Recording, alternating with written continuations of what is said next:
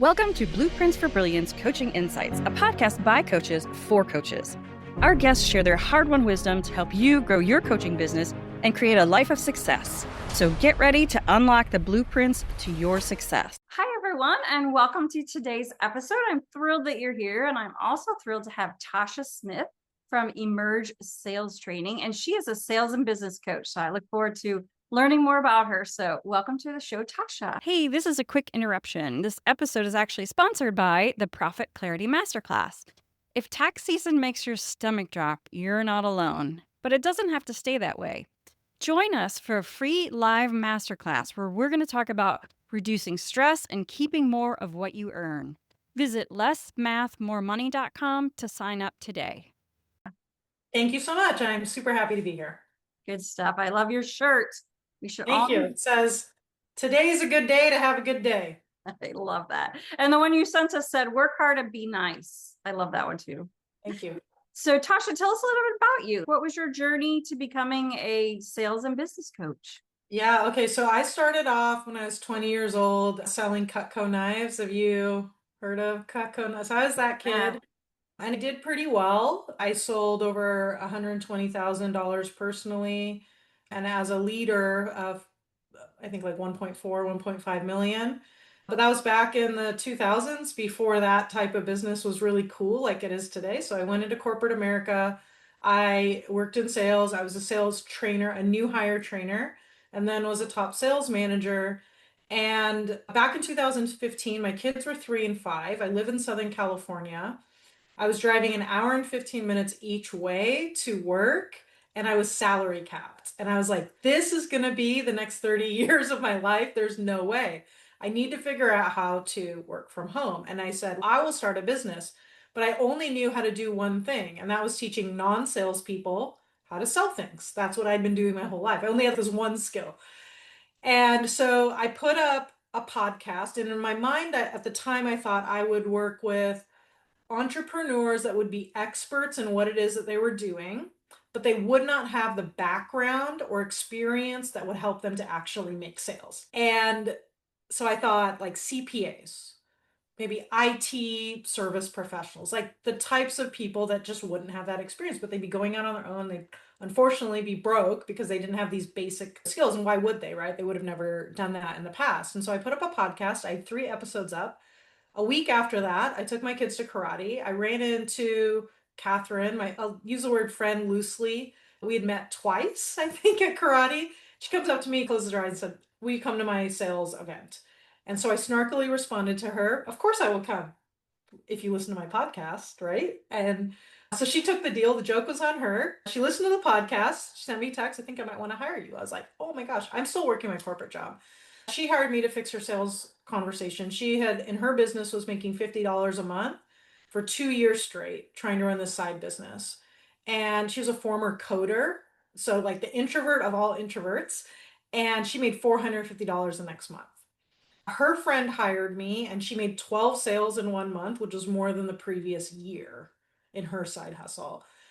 And so now I'm making $400 a month. So obviously this is a great time to leave my corporate job, because how else would I get more clients? And so I ended up just, one of the things that I learned when I was young was how to get really good at getting referrals. And I did that. Our first year in coaching, we did 82,000, which I thought was pretty good for the first year. Our second year, we did 1.4 million, which sometimes, yeah, I know that, look at you, right? Sometimes I'm like, wow, that's crazy. And I think that a lot of the reason that we were able to grow so quickly and have such positive word of mouth in our coaching business is because of our core sales philosophy, which was really different than a lot of people. Our philosophy has always been our clients come first, our team comes second, and our ego comes third. And we already know all the reasons the clients don't like the sales process. And so what if instead we just engineered our sales process to make it enjoyable for the client?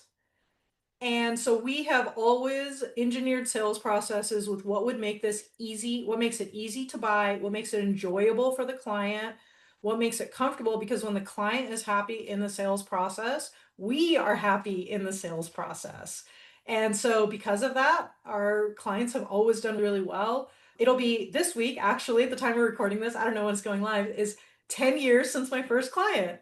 Exactly, on the dot. And in the past 10 years, we've done about $5.5 million in sales for our coaching company. I do have a business partner named Karen because it's a little big for me at this point. And we've gone through our ups and downs and all the market changes and all the stuff. And we're both here. And what we're doing right now is we work with coaches, we work with consultants, done for you type stuff. And then we have our direct sales clients as well that we had accumulated when we first started. So now we're a little bit more expansive. And so we're just super happy about basically putting experts out there helping people. I really believe in mentorship and expertise. And I just think it's really hard. If you have an expertise in this thing, how are you also going to have an expertise in sales and marketing? And so, since we have background as new hire trainers, it's not confusing, right? We understand how to break things down to people that are just trying to get the basics down and be able to do the things. And so, right now, we're focusing a lot on social media engagement, more on lead generation than we did in the past. And generally, our coaching program is actually called What to Say So People Buy. Oh, I love that. Just if you need help with what to say so people buy, then we will work with you, because every single day we're like, I'm in this situation. What do I say? I'm in this situation. What do I say? And all the other business coaches are like, be intuitive, or you know what to say, it's within you. And I'm like, actually, you just don't know how to teach them what to say. Maybe that's mean, I don't know. But we're sales managers and sales trainers, and so we care very deeply about our clients' revenue, right? And so we look at everything. It's what do we want the revenue to be, and how can we backward reverse engineer the steps that you need to take and how we go about this. But the whole thing is about how do we create an amazing experience for our clients. Yeah, because you were saying how you teach them sales, but teaching them sales and teaching them to enjoy the process of sales can be two very different things. I think sales gets a bad rap, right? We all think about the Alec Baldwin movie, Always Be Closing. We think about the car salesperson. But if you've ever worked with a high quality salesperson, you'll notice that you feel cared for, heard, in control, etc. So, what's the difference between the car salesperson that irritates the crap out of you and the person that you love? It's the fact they were actually trained. And so, what happens is people are like, I'm not a salesperson. So, they run over to the mindset training to deal with all the rejection, when what they actually need to do is learn what to say. And when we're talking about coaches, coaching and guiding someone through the sales process is actually a very similar skill. So if we think about coaching as I have a conversation with someone and I'm trying to get them to take an action. Well, what's the first action? Sign up for the coaching program. So if we look at it from that perspective, it's a lot easier for coaches to be like, oh, I get this. But probably the big paradigm shift that we explain to people is that sales is about helping someone go from here to there, like getting over the valley, right? And so if you're getting someone from here to there, that's actually leadership. And Gallup did a poll on what people want in a leader. So we already know the answer. They want trust, compassion, stability, and hope. And so what we do is we infuse our sales process with trust, compassion, stability, and hope. It's like the secret sauce. It's like the sales process or the marketing process or whatever, right? From when we don't know someone, point A, to when we're actually working with them, right? That whole process. That's like eating chicken breast. It's not that great on its own, right? And if you prepare it wrong, you'll choke.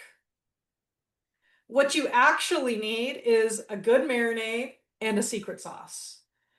And the good marinade is having a very client-centric business. And what I mean is we're constantly talking to clients and being like, what are you trying to accomplish? What's hard for you? What are you trying to accomplish? What's hard for you? So that's the marinating part, because we have to understand that better than anyone else. And then the second part is the secret sauce, which is the trust, compassion, stability, and hope. So when we're connecting with someone for the first time, we're going to think in terms of trust, compassion, stability, and hope, actually care about them. And by care about them, I don't mean know their life story. I'm just like, maybe just, I like your dog, right? Like, it's not that deep, but it makes people feel really good. And when we're creating social media content, are we showing compassion with our content by saying, I know this thing is really hard for you guys, so here's how we can make this easier? Or are we creating social media content so that we can be like, I am so smart, listen to me? That's not trust, compassion, stability, and hope. And so we do that, right? When we're inviting people to events like workshops or whatever, did we give them the full agenda so they know exactly what to expect? That's going to build trust. Are we telling them by the end of this workshop, you'll have this? That gives people hope. So in our wording, we can't just assume people will trust us or feel that we care. We're not Care Bears. We can't do Care Bear stare. And then they just like, oh, I feel the love. We have to actually use our words. And it's even harder today because a lot of it happens in Messenger. So we don't have the tone of voice, we don't have the body language, we don't have any of that stuff that shows that we care. So our wording actually has to be much stronger than it used to be. When you're in person, you can make a lot of missteps because people can feel your heart, right? You can tell if someone's a good, caring person. On social media, when you're messaging, you actually can't. So our wording matters more than it used to. And so we want to make sure that all the wording conveys trust, compassion, stability, and hope. I love that. Yeah, because we've all had the direct messages in Facebook that say, "Hi, how are you? Who are you? Why are you reaching out to me?" It's creepy. Yeah. Yeah. So we can adjust that just a little bit by saying, hi, thank you so much for connecting with me. Like, let's not forget that. Thank you so much for connecting with me. How's your week going? They're like, it's fine. And I'm like, okay, cool. I'm going to the dog beach tomorrow. And then they're like, oh, I'm doing this. We're like, that's cool. And now there's a little bit of commonality. And so just the like simple things of thank you so much for connecting with me, a lot of people just don't know they're supposed to say that. And it's not that complicated and it's not pushy or salesy or anything. It's just adding those extra lines that help you to really communicate that you care about people. Yeah, no, I love that. Do you have your clients do a little research on the person they're talking to so they can see if there's a connection there? Like we were talking earlier, you have a dog, I have dogs, I love dogs. So that was like a first connection. Yeah. So what we have found is that too much research is very time consuming. What I have found, and a lot of the stuff we do, I was a cognitive science nerd in college, so I really like behavioral psychology and neuroscience, and we try to implement that as much as possible in our sales process. So one of the things that always struck me was this concept of liking. It's from the book The Science of Influence by Robert Cialdini. You guys can just watch the YouTube video. You don't need to read the book. It's actually disturbing, but because it talks about like military defectors, like it's a really big piece of work. The video on it is outstanding. And one of the studies in there is that if someone has just one thing in common with someone else, they're like, I can't remember the stat off the top of my head, 50% more likely to make an agreement. And the research was shown on whether or not they both liked potato chips. Totally unrelated. It creates liking. We like people who have things in common with us. And so what we can do, we don't have to do a ton of research. So what we do is we'll friend request people that are in our target market and if they accept. But one of the things about our page is we make sure we show sides of us as a human so that they can look at it and be like, oh, Tasha likes tacos. I like tacos. I feel comfortable accepting this friend request. Right. Then what we'll do is we'll say, how's your week going? But then at that point, I'll also just go to their profile after they've accepted it. So a lot of research beforehand, I haven't found it's very time consuming and you don't know if it's going to go anywhere. But I just click on their page and look at something. I'll be like, hey, that's a really funny meme. It totally cracked me up. And I just try to give a compliment. And to me, it's just being the most social version of myself. And I don't know if they're going to want to come to my Facebook group. And I don't know if they're going to want comment on a lead magnet. I don't know that. But what I do know is that we want to be the type of person that makes someone day, regardless of whether or not they're moving forward with us. Like those are two separate processes in my mind. Whether or not they're going to move forward and whether or not I make them smile are two totally separate things. So how do you bridge the two? Like obviously initially you're just getting them into conversation, but eventually you want to see, do I have something that can help you? So we have a literal bridge. So our process that we coach people to, we call it ABCD client journey. A is attract. Hi, it's nice to meet you. My name's Tasha. B is a bridge. C is convert. D is deliver. The way I look at it is you have a castle. So the party's in the castle. That's the deliver. That's where the offer is. The gate is the offer, like maybe our one-on-one or our workshop. And then the people are all out in the land. And there used to be the land and then the castle pre-COVID, right? And people would just walk from the land into the castle. Now there's a moat and it has alligators. And so what we have to do is we literally have to build a bridge, and the bridge that we use is a Facebook group. The bridge we use is a Facebook group, and I know a lot of coaches have Facebook groups, so I think the way we look at them it's very different. We understand that it is a bridge from hi, I'm nice to meet you, to would you like to have a complimentary coaching call, or would you like to attend this workshop? That's where the bridge goes to. We want our bridge to be strong. And so really what we do is we use the invitation button. We're like, would you like to hit the button? Would you like to come to this group? We make sure the group name is very clear on the result and who the target market is for. So ours is called Words That Work, Sales and Marketing Success for Coaches and Consultants. So if you're a coaching consultant and you want sales and marketing success and you want words that work, this is good for you. And so we want our very clear group name. And then we have, I guess it's a script, right? Where it's, hey, this might not be a good fit, but I'll drop it here just in case. I actually run a group. We give away this and this for people who want this type of result. We would love to have you if that's something you would find helpful. And that's it. And we get people who don't respond. We get people who say sure. And we get people who are like, I'm in 4 million Facebook groups. No thanks, but have a great day. But the way we say it, we don't get negative responses. It's wild to me that in 10 years, and I think Karen hides me from some of it, we've gotten like no haters. We don't have haters. And a lot of the reason we don't have haters, like a lot of people like push through the haters, but a lot of it is because we are intentional about how we approach people and what to say. We are not by any means passive. We're like, we have this really cool thing and it is 100% free and it is going to be really helpful for you. We would love it. Would you like to join us? If you would not like to join us, it is totally okay. But would you like to join us? And then people are like, no, thank you. We remove the pressure by saying this might not be a fit, or if you'd like to join us, great. If not, no big deal. And so it gives them an opportunity to give us a polite no, thank you, as opposed to a harsh no, thank you, which then makes us feel more comfortable doing the outreach. And also, right, therefore people don't get upset. Yeah. Yeah. Because the wording matters so much, like you were talking about earlier, especially in DMs, because you got to remember you're talking to someone who has no idea who you are. Yeah, right on. Once they're in the Facebook group, then how does that environment work? So we post one good value video a week, and it's all based on the first question, which is what's hard for them. So my first 2 years, I don't think I read a darn book on anything in my target market. Can you believe that? Because all I did is I talked to people and I was like, what's hard for you? And as soon as it said what's hard for them, I made a list of all the things and I started creating content or courses around it. That was literally my thing. Now everyone's trying to use ChatGPT and they're like, it's all hypothetical, what's hard for you? And so we just take a topic, what's hard for you?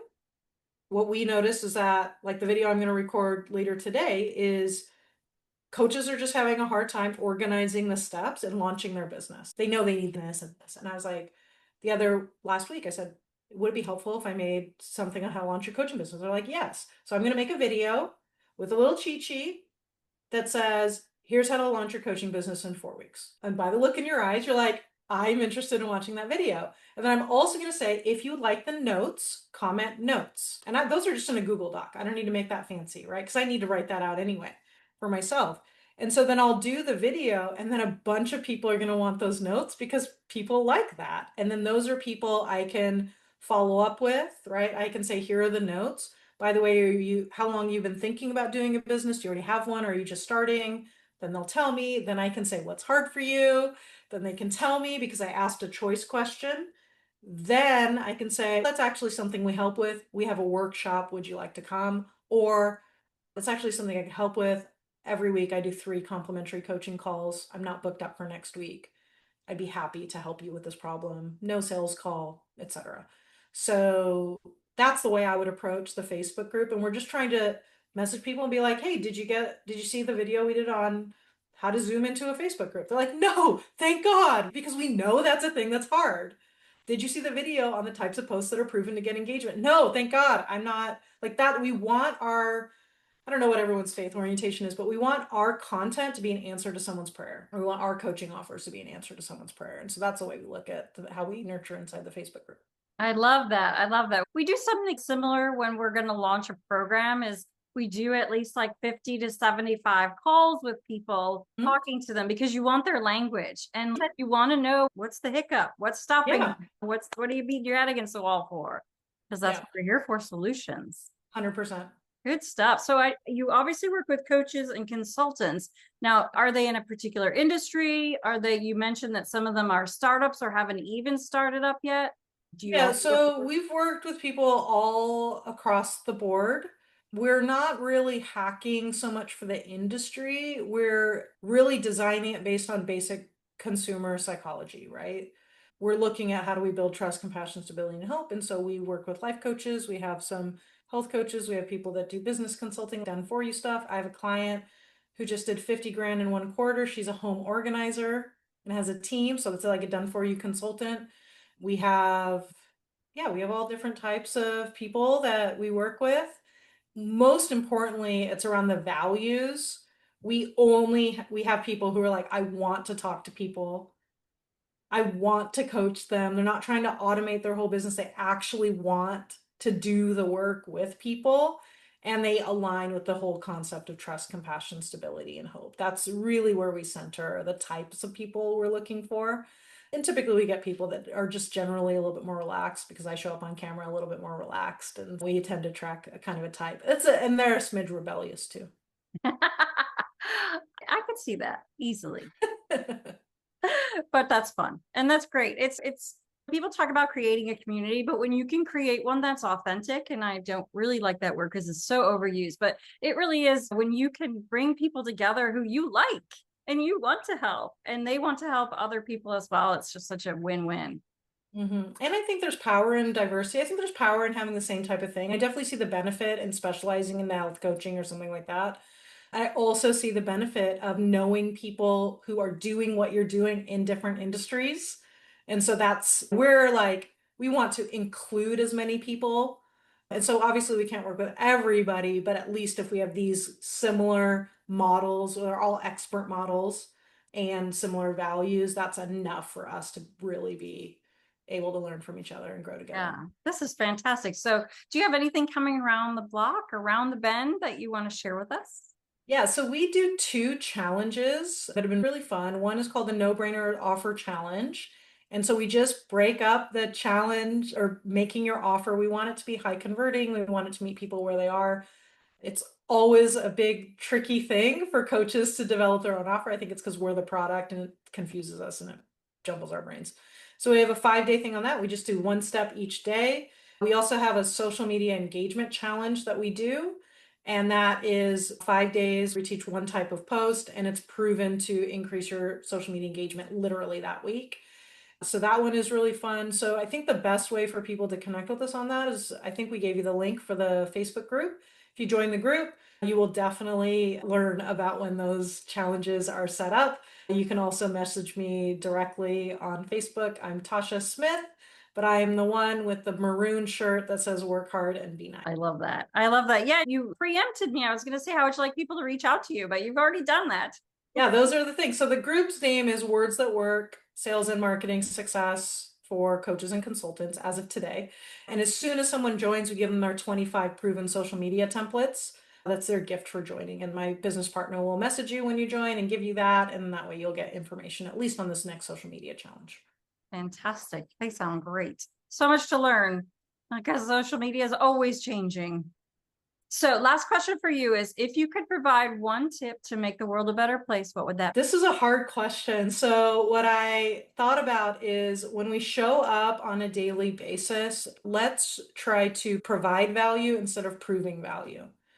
So proving value it's a different vibe when you're trying to be like, okay, I'm trying to convince you I can help you. Instead, Thanks for joining providing us today on value Blueprints for is Brilliance actually Coaching just when Insights. you're talking to We hope you're someone, leaving this knowing episode with what's hard for them, inspiration to take your coaching and that can be business and your something life to the next level. in If you a found personal value in life, this that can be episode, we like would love who it if we you would are is who we subscribe are. and share it you with so someone much for else who joining you me. think might benefit Thanks from for hearing having it. me. This is really Thanks, great. I'm and so we'll see you in happy the that next you guys are episode. getting the word out and helping coaches. So thank you for all you do. Oh, thank you.